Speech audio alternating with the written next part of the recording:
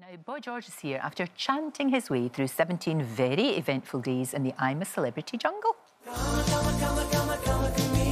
Hamilton, be quick!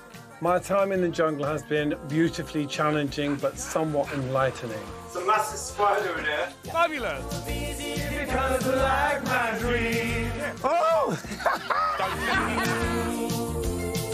Kiss me, darling! Hey, Krishna! I'm your horning. Fantastic. Boy George joins me now in style. There he is, Lou. Oh, I love it. we should say we're using a buggy for, well, because George wanted a buggy. And he should have a buggy at all times because he is pop royalty.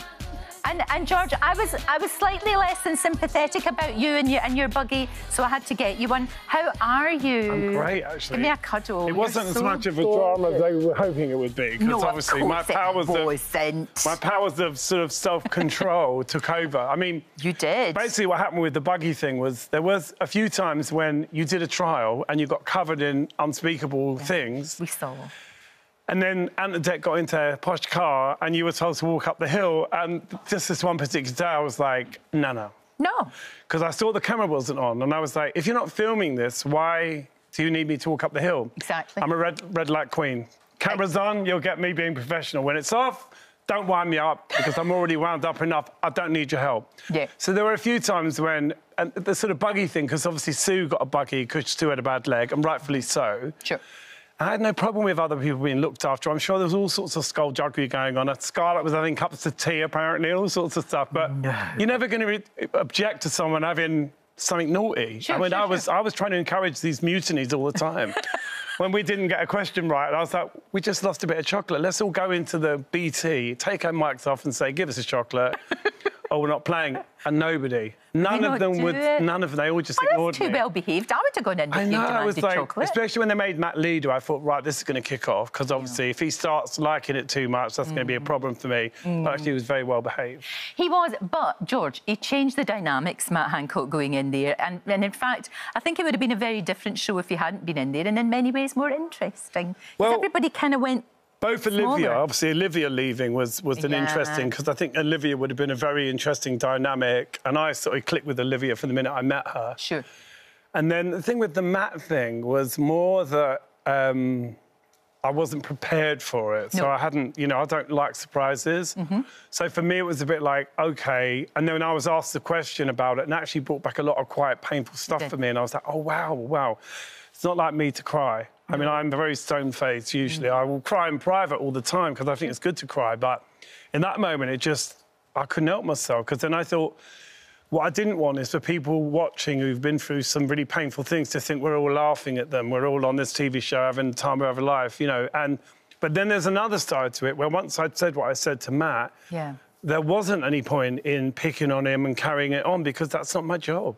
No, it's not. And I didn't want it to ruin my experience of the jungle. So, you know, and he was working hard, he did chip in, he did his best. You know, he had this abrupt manner which rattled everyone. So people would say he doesn't say please, didn't say thank you. Right. But equally, if you say it to him, if you say, Matt, that's the second time you've asked for something and you haven't said please. They were, oh, sorry, you know. And he would take it on board. He would take it on board, you know, and he, you know, as I say, he isn't a dislikable human being. What he did was wrong. My only problem was the way he apologised. It's like, you did something wrong, you say I did it wrong and I'm sorry. Don't use the technicality, because that's not going to work. No, it's not. So that's the only thing that I thought was a problem, but...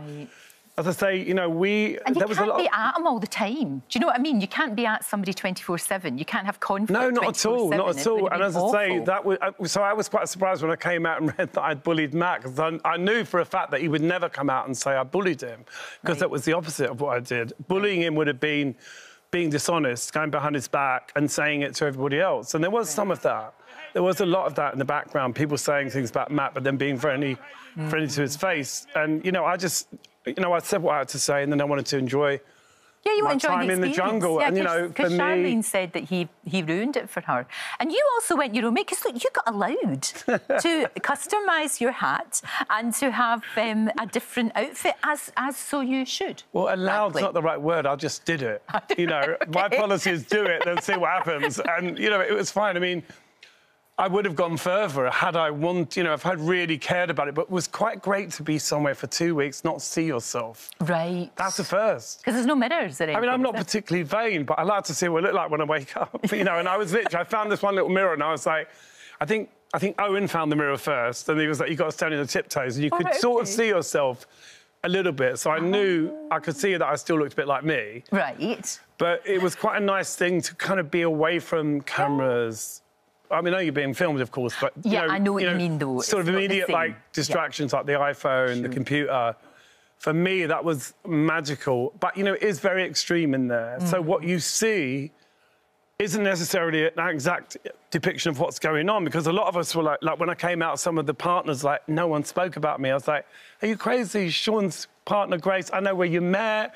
I know how you fell in love. I know everything about you. So what we were going through wasn't necessarily what you saw. Because we only see a small, a small amount. And it was interesting when all the sort of most powerful characters started to get voted out. Right. Like Charlene to start with, like, wow, then Scarlett. I think that was really surprising. And that's the nature of the show. You go into the show is the Wizard of Oz. You surrender to the Wizard of Oz as much as you can, because obviously, as you can see, I'm not good at complying. Indeed. But I was able to self-regulate, and, obviously what I did learn in there was that my spiritual practices 1,000% worked. Right. They kept the animals away from me.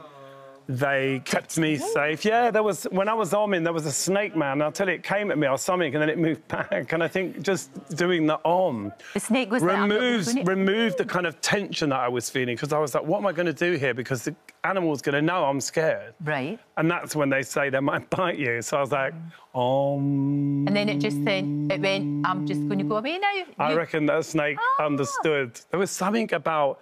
Because obviously, every night when I went to bed, I was doing, Tom Brown, who's a great outdoors guy, he's the sort of classic legendary guy, and he always says, say little prayers to the creatures. Ask them if you can share the space. Right. And that's what I was doing. Even though it may have looked like I was crazy, it was a really good process to sort of accept that I was somewhere that was so far out of my comfort zone that I had to do something to keep myself insane and not just talk about biscuits. Yes. I was like, enough with the biscuits. I know, and fixating on grub. And we had your pal Fat Tony on, who was hilariously funny, absolutely hilarious. And I wanted to know if you're going to go and see Hamilton, or if you've seen Hamilton. Because we know all about him. Because he does your, shall we say, personal topiary. I tried to see him the day I got back, but it was like, I can't even cope with this. But I saw him first thing the next morning. So you're all sorted below stairs? Everything's sparkling. I'm so happy, because I was worrying about that. So no regrets at all? I mean, it was a mad experience, First but no of all, regrets. I still can't believe I did it. Right.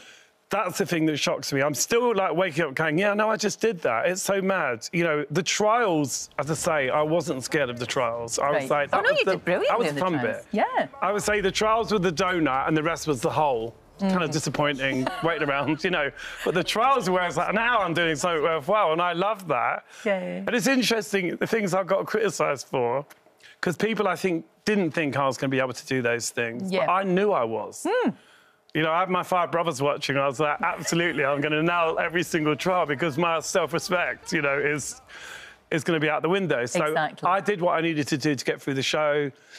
As I say, there was no one I disliked in there. Everybody was kind of gorgeous and fun. And pals, you'll have made pals. Yeah, we're on a WhatsApp group, and some of them are like, did they show this? Did they show the royal fart? No, they didn't show that. There were quite a few royal farts. We didn't see the royal fart. I was like by royal appointment, but it didn't get shown. And, you saw a lot of more of people's characters in the camp, because you can't spend 24 hours with somebody arguing over mushrooms. There's more to it than that. Not much more. I thought you were a joy. I thought you were a joy to watch. You did make me laugh an awful lot. You threw yourself into it. I was myself 1,000%. 1,000. I can't change. I've tried. 1,000%. It was great. You need to come back in the new year, because I know you guys are going to be in Vegas. Yeah, we're going to Vegas. It's really exciting. As soon as I got out, I was like signing stuff, and I was back in my life. Absolutely. Yeah, I was like, did I just do that? It's a joy to see you. As Absolutely, always it is. Always.